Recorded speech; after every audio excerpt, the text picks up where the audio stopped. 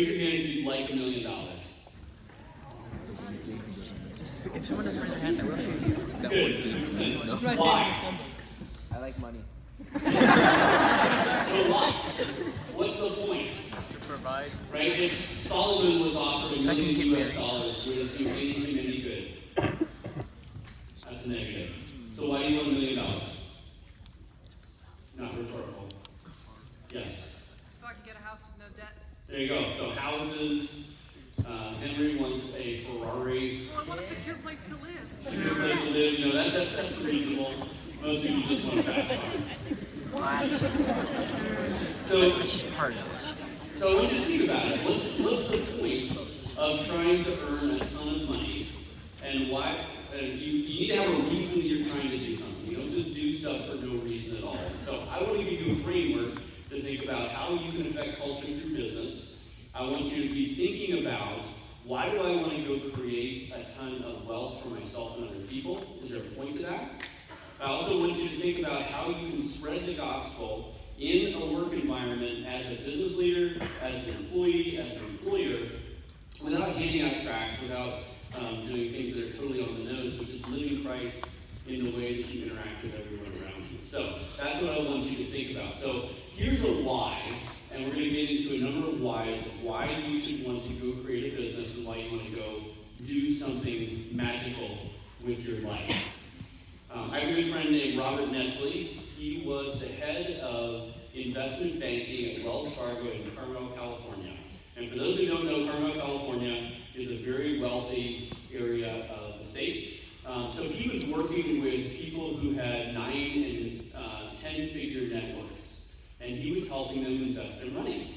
He woke up one day and realized that not only is Wells Fargo kind of an equal corporation, but he was helping his customers buy stocks in companies that made abortion drugs. Right? They were pharmaceutical companies, and one of the things they made was abortion drugs. So he was making a return on investment every time a mom killed her baby. Robert was making a ton of money doing this. He had a wife who was pregnant, he had 2 small kids, and they had a mortgage because it's not cheap to live in Carmel, California. So he had this moment where he had to decide why. Am I just working for the money? Am I trying to accomplish something bigger? And as a Christian, can I do this anymore?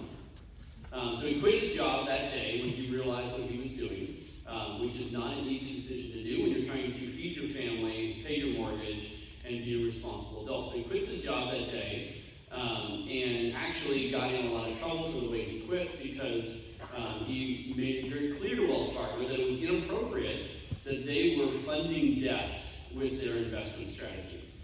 So he was kind of defrocked, kicked out, and he and his family lived on rice and beans for quite some time because they didn't have a lot of money. And the point for him was not to make money, but to do the right thing. Robert actually moved to Boise, Idaho, so he's down south of us. He started Inspired Investing, which is an ETF, which I won't go into. But it's basically, he is biblically responsible investing. He ranks every publicly traded business by how much they support abortion, the LGBTQ ridiculousness, we call it the alphabet soup of crazy, right? And so he now ranks every business based on those things, and he's an activist investor on the right. So he actually called Costco up when they funded the LGBTQ gay pride parade and said, we are a major investor in your company, and we think that what you're doing is wrong for culture and it's wrong for your business. So we would like you to stop doing it. Well, nobody else does that because the head of investment relations for Costco said, I'm so grateful that you called because only people on the left ever call me and say, hey, we want you to push for gay pride, we want you to push for abortion, we want you to push for trans, all these ridiculous things. He's the only one that ever called. And they said, now we can go to the board meeting and say, we have invested on both sides of this issue, we're not going to support this parade anymore. So Robert's why was he needed to do something good for the world. He currently has $6 billion under management at Inspired Investment because a lot of Christians are waking up and realizing that they're invested through Wells Fargo or they're invested with these funds that are funding death, right? So Robert made a decision, a principled decision, and now the Lord has blessed it. So when you think about what your plans are, what are you going to do with your life, your business, and your job, you need to have something bigger than just $1 million. And it's funny, when you do that, sometimes God blesses you with $1 million in fast fire. Okay?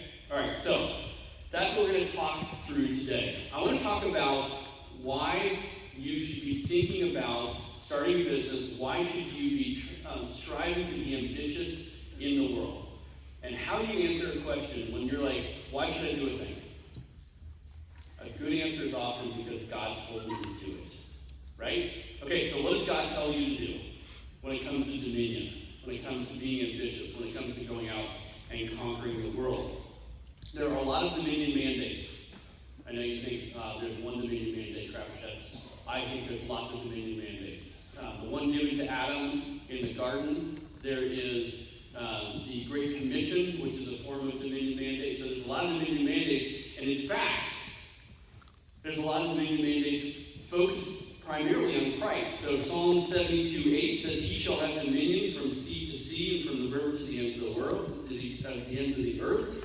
The New Testament talks about dominion, speaking about the struggle with sin and Christ's reign. So Romans 6:14, "For sin shall not have dominion over you." Remember, we're talking about dominion because we're going to talk about how you guys are going to go out and conquer the world. And that looks a lot like dominion. So you need to know what you're doing. You need to know why you're doing it. For sin shall not have dominion over you.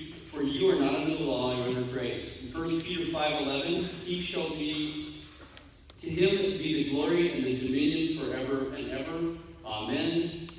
Jude 1:25, to our God, our Savior, alone who is wise, be glory and majesty, dominion and power, both now and forever. Amen.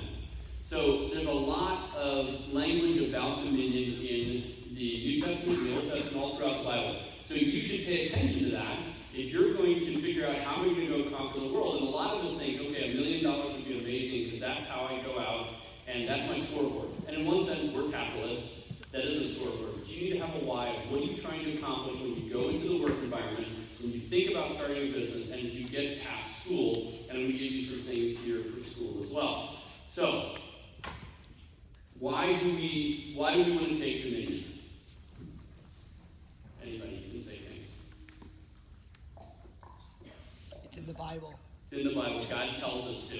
Nailed it. Bible, Jesus, shape culture, right? We want to go out and do that stuff. Now, does God need us to take dominion? No. He has the cattle on 1,000 hills. So why is he commanding you to do it? Glorifies him, and it's good for your soul, right? We always think of dominion and going out and conquering the world and doing great things. Well, that's just because we want something. But God says that it's really good for us to do things that are hard for us. They're going to push us. They're going to make us strive past our comfort zone and take dominion of the world. So it's good for your soul to strive and push and try and take dominion of the world in business and in other areas of your life. So, okay, so we know we have to do this because God told us to. The other thing that's really cool is there's this book many of you, well, probably none of you have read. Who's read Simon Sinek's Start With Why? Fantastic. This is nice to talk to a non-business audience. All the business people read this book. So, Simon Sinek's Start With Why. Interesting book because what he talks about is the best businesses in the world and the best employees in the world, which you're going to be one of those. You're either going to be a business owner, you're going to be an employer, or you're going to be an employee. The best in the world start with why, not with how or what. And he goes through a bunch of different companies and why it worked the way it did. So I'm going to start with picking on Apple Computer. So Apple Computer described themselves as, we make laptops, that's the what. How, think of it as these circles, these golden circles. So there's the why, how, what. You can draw that if you want. Why is in the middle, then how, then what. I like when I say that, everybody puts their head down and starts drawing stuff. Fantastic. So, if Apple described themselves as, well, we have this computer, we make a computer. How do you do that? We make it in factories. Why? Because people need computers. So is that even inspiring at all? The answer is no, right? But if Apple starts with, We believe that there's a fundamental better way to do things, and we're going to use technology to do that. Well, how are you going to do that?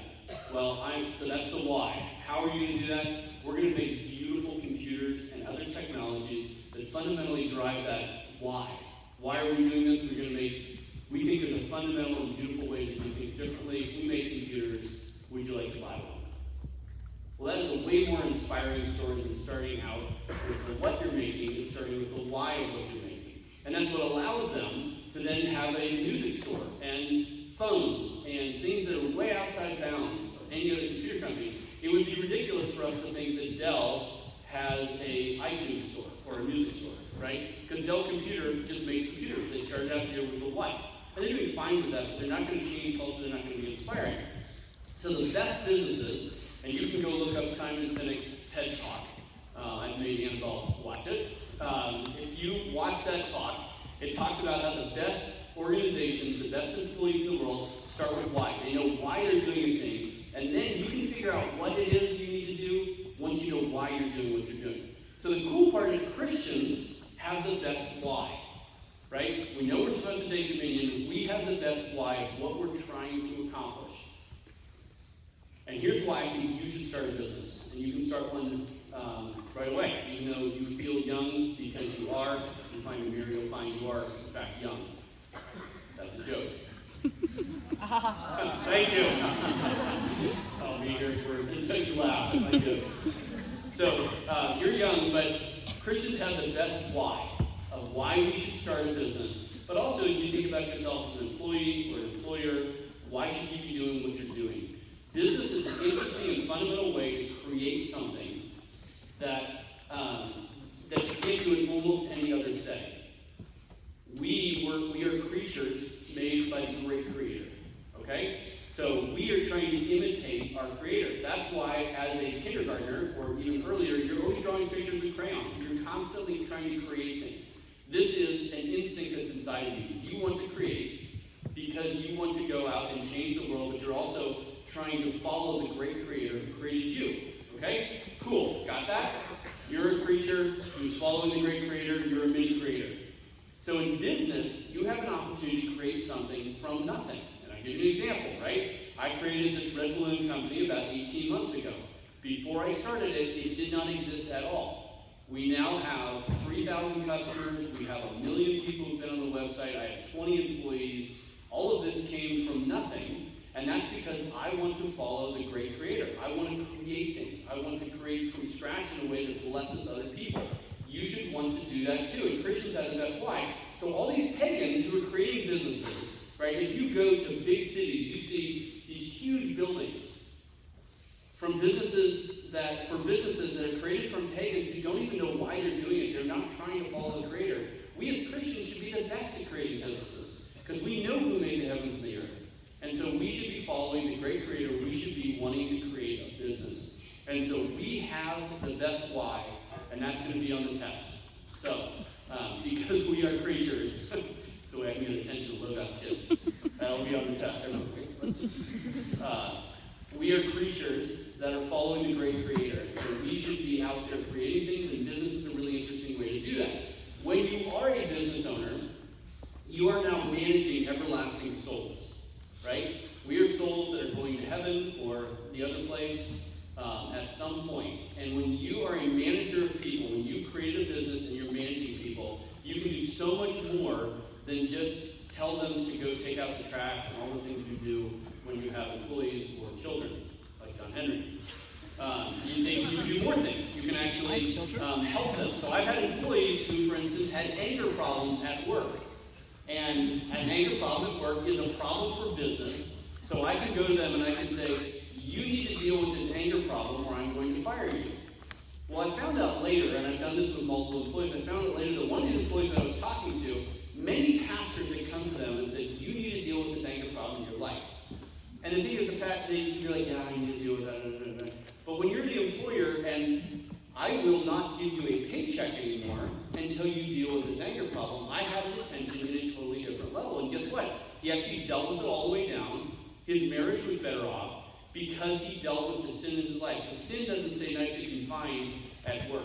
If you're sinning at work, you're probably sinning at home. If you're lazy at work, you're probably lazy at home. If you're lazy at school, you're probably lazy at home, right? If you're angry and you're struggling with that sin, you're not dealing with it in your life, it is going to slop into lots of other areas of your life. So as an employer, this is my encouragement to you. Someday, you are going to start a business and you're going to have employees. You have an opportunity to speak into their lives in a way that nobody else could, right? Think back to my friend Robert Netzley. He didn't start the business because he was trying to be wealthy. He wanted to start the business because he knew he needed to do the right thing.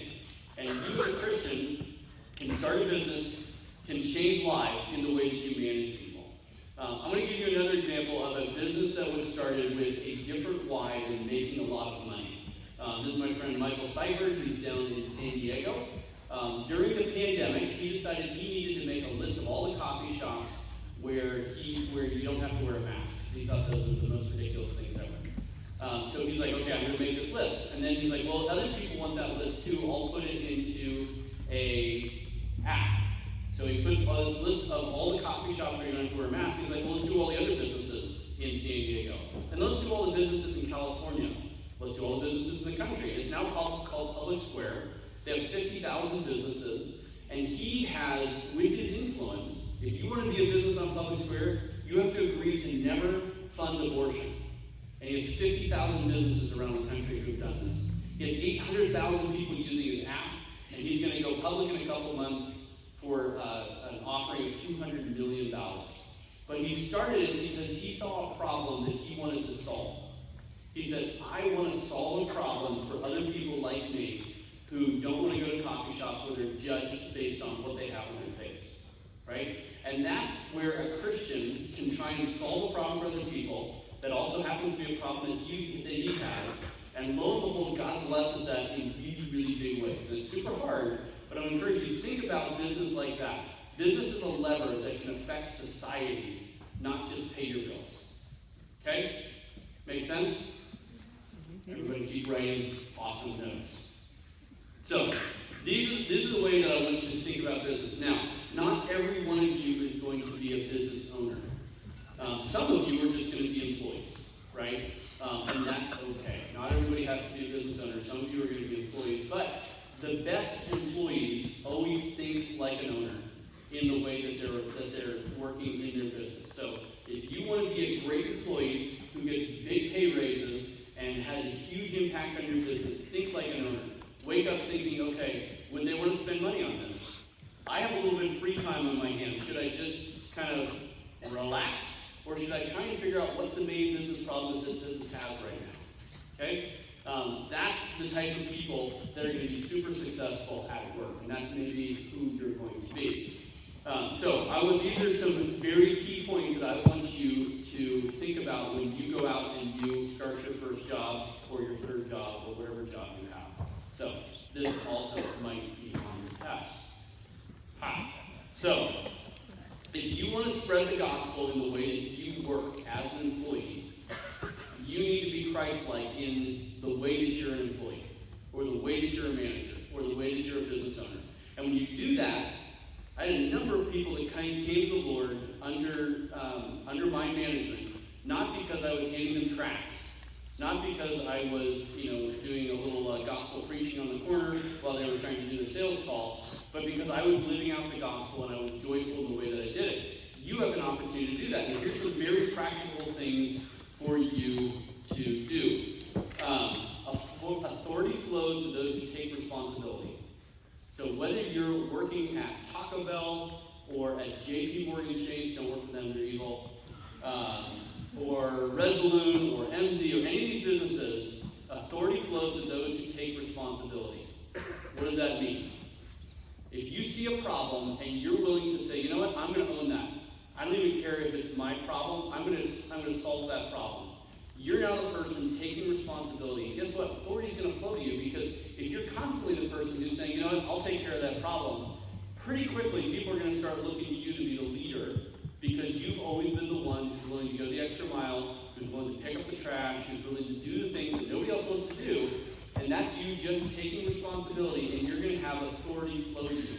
I had lots of employees over the years who wanted the VP title, but they didn't want to do the work, right? They're like, well, as soon as I have all of that authority, then I'll start to take responsibility. And that's not actually how God built the world. God built the world in such a way that when you go and take responsibility, when you see a problem and you solve it, if you're the type of person who, as Mr. Willing says, you see trash in the hallway, you pick it up, right? That's you seeing a problem and solving that problem. And if you do that in the little things, here at school, God will bless that as you enter the big wide world, right? Also, school is a great place where you can learn how to get stuff done. But it's a little bit of a paint by numbers game, right? Okay, do these 3 things and you'll get it, and you'll get a grade, right? How many of you actually care about grades? You probably should raise your hand. I don't know. Do whatever you want, but the principal's watching. So you care about grades, but you're told, what are the things I need to do to get those grades? Well, fantastic. But in the real world, when you actually get out of school and when you're in a work environment, you're not always told exactly the things you need to do to get good grades. So you need to figure out what the problem is. You need to figure out what are the things that I need to do that will be a blessing to my employer, or a blessing to my employees, or a blessing to my customers, right? And so, as you are going through school, and here's a practical thing that I'd love for you to do for the rest of the day. Don't focus on just getting grades, although grades are great. I want you to focus on how am I making myself a better person, right? Why are you at school right now? Are you here because you're getting grades, because your parents are making you do it, or because you fundamentally know that you can be a better person because you're learning these things? Raise your hand if you like Latin. Yeah, baby. A little joke joke. Why in the world do we learn Latin? That's what I'm saying. That's what I'm Appears to be a bit of a debate on this subject. I would argue that Latin is going to give you a lot of important skills about understanding languages, and we've talked about that. Latin is, and learning another language is one of the best ways to be good at memorizing Scripture and to internalize Scripture. When you have to memorize all these words, you are teaching your mind to be able to accomplish something. Annabelle's skeptical. That's something you want to share with class? I feel like Latin is teaching us to help memorize words better and like memorize the Bible better. I feel like there's ways that we could actually learn to memorize better than just learning Latin. Latin also has other We could things. learn another language that we actually have to I'm not going to debate whether we're going to Latin. Look, I'm the business guy. Leave me alone. I don't even know Latin. You're the one who learned. No, and so Latin is such a fundamental language, and also Latin is a dead language, so it's like a frog, you can dissect it. Whereas things that are alive, you're not allowed to dissect them, it's really hard. So, but the point is, I want you to be throwing yourself into these things, because then you're going to be a better person, you're going to be able to memorize Scripture better, and about Crapuchettes, and everybody else. We'll talk about it later. But I want you to be throwing yourself in there, because you're going to get into the business world and no one's going to tell you what are the things. There's going to be no study sheet on how you succeed in business. There is no study sheet on how you succeed in business. And I want you to be successful people who shape culture. And you have an opportunity as an employee someday at a business, and you can apply it to how you act at school today, where you are trying to make yourself a better person constantly. You're looking for problems to solve. And when you do that, God blesses that effort. And you become a better person, and you are successful. Okay? You're just going to have to trust me someday. It'll be amazing. I also want you to think about yourself as you go into the real world, into the work environment, as a happy warrior. Mr. Elmore talks about this in football. I love it a lot. I'm waiting for time. I think I'm all right. Am I doing all right for time? Yeah, good. Okay, great. Mr. Elmore talks about being a happy warrior. When you go into the work environment, you are in a battle. You're in a very protected environment here at Logos. I know sometimes it feels like you have to fight with classmates or whatever. Genesee comes to mind. But when you go into the work environment, you are fighting a culture war. You're going into a culture war where people are going to ask you to do things that are not comfortable or not appropriate, and you are going to have to stand up and push back. And so I want you to practice today, not standing up and pushing back, but being faithful in the work that you've been given to do, because that's going to train you to be that happy warrior when you get to a work environment. Okay, last thing I'm going to tell you, when you go to the work environment, the way that you're going to spread the gospel is you're never going to talk behind anybody else's back. It's called office politics, or whatever. And it also applies to school. If you feel comfortable talking behind other people's back, if you are like, man, that John Henry, good gravy. I get it. When you feel comfortable talking behind other people's back, people are going to feel comfortable talking behind your back. Right? That's just actually the way the world works. I would tell my employees, if you come in my office and say that I'm doing a terrible job, you might get a raise. If you come in my office and say that someone else is doing a terrible job, and you didn't talk to them first, you might get fired on the spot. Because it is very harmful for you to start feeling comfortable talking behind each other's back, talking about how terrible someone else is. And this is a thing that you can practice today at school, and is a good exercise, good muscle memory for when you get to the real world. Because when you, I keep saying the real world, let's call it the work world, because this is real. You guys are real. School is real. Hashtag, school is real. But when you get to the work world, you need to be in a position where you never talk behind anybody's back. And if you do that, you'd be surprised how much different you're going to be than anybody else around you. And you will spread the gospel in the way that you act, in the way that you live. Okay? These are practical things. Write those down. It's really, really important. Okay, so now what do we do now? How then shall we live? So we know we should go out and start a business. And if you want to start a business, and you always thought, I'm a business person and I want to start a business, you can come and grab me and I can talk to you about business plans and funding models and all of those things. It's amazing. I'm actually happy to help you because I'd like to see more entrepreneurs in town starting businesses. But today, what are you going to do differently? How are you going to respond differently that's going to prepare you to be really successful when you get to the work world? I want you to be extremely intentional about the work that you do at Logos. Because when you're intentional, when you get practice at being intentional today at your schoolwork, that will be the same skills that will make you very successful in the work world. So, how are you using your time? Am I actually talking in class because I'm bored and I really would rather just be talking instead of studying? That one was close to home. Am I just trying to get grades and I actually don't care about learning the subject? Am I trying to make myself a better person? That would be an intentional thing to do, right? I want you to push yourself to be very intentional about your time at Logos. You guys have an enormous gift to be at one of the best schools in the world. And you have an opportunity to make yourself a better person, not just get grades. Make yourself a better person, because when you do, that's how you go out and change culture. And you change culture in business, you change culture in the way that you raise kids, in the way you build a home, and you start by learning to be intentional today. Don't just laissez-faire your way through the day, not just at school, but when you get home. What are you doing tonight? Are you going to do the dishes for your mom, or are you going to play video games? I'll tell you right now, 50 years from now, no one will care if you pass that level. Right? No one will care. But if you love your mom and you train yourself to be a better person who's constantly working and taking responsibility and authority is flowing to you, I bet that will last. Because that will be a legacy that you're setting up for your kids and your grandkids.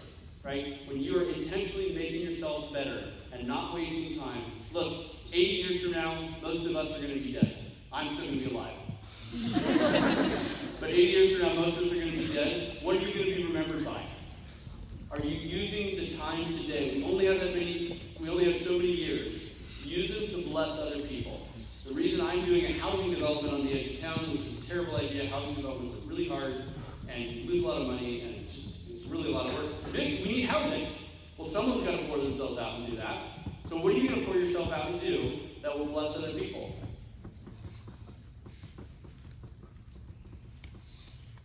You don't get a refund if there's anything left in the tank when you're dead. Because someday you're going to be dead, and if you had plenty of energy left, it's like when you're running the 400. If you can run the 400, and then at the end you can still have a conversation and sing a song, you probably didn't run as hard as you thought you should have, or that you should have, right? So you finished the 400 with something left in the tank. Same thing with your life. Use your life well. God will bless it. These are all, you are working hard to glorify God in the way that you work, and when you do that, God will bless it.